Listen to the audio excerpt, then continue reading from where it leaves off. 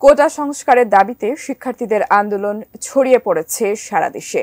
সরকারি ও বেসরকারি বিশ্ববিদ্যালয়ের শিক্ষার্থীরা এক হয়ে অবরোধ, সমাবেশ এবং বিক্ষোভ মিছিল চালিয়ে যাচ্ছে।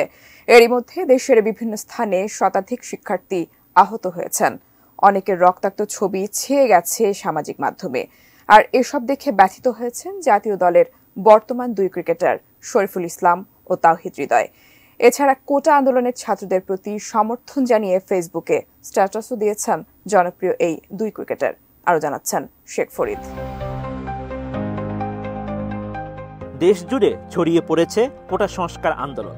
রাজধানী ঢাকায় সড়ক অবরোধ ও বিক্ষোভ কর্মসূচি পালন করছেন বিভিন্ন বিশ্ববিদ্যালয়ের শিক্ষার্থীরা।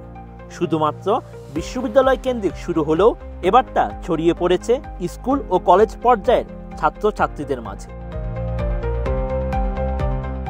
রাজধানীর সায়েন্স ল্যাব মোড়, গাবতলী, মোহাম্মদপুর, বেড়িবাঁধ, নতুন বাজার, মধ্যবাড্ডা থেকে শুরু করে বসুন্ধরা আবাসিক এলাকা, কুড়িল বিশ্ব রোড, মহাখালী, বনানী সড়ক সহ বিভিন্ন স্থানে শিক্ষার্থীরা অবস্থান নিয়ে কোটা বিরোধী আন্দোলন চালিয়ে যাচ্ছে।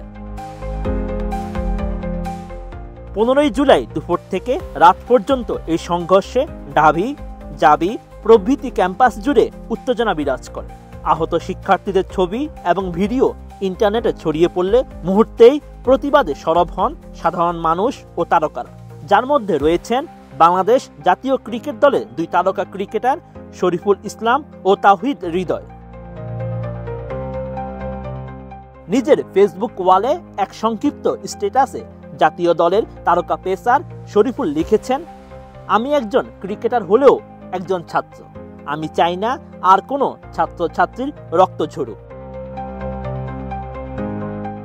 একইভাবে ঢাকা বিশ্ববিদ্যালয়ের শিক্ষার্থীদের উপর হামলার নিন্দা জানিয়েছেন জাতীয় দলের তারকা ক্রিকেটার তাওহিদ হৃদয়। এক ফেসবুক স্ট্যাটাসে এই ক্রিকেটার লিখেছেন, সবকিছু থেকে দূরে আছি, তাই অনেক কিছুই দেখা হয়নি।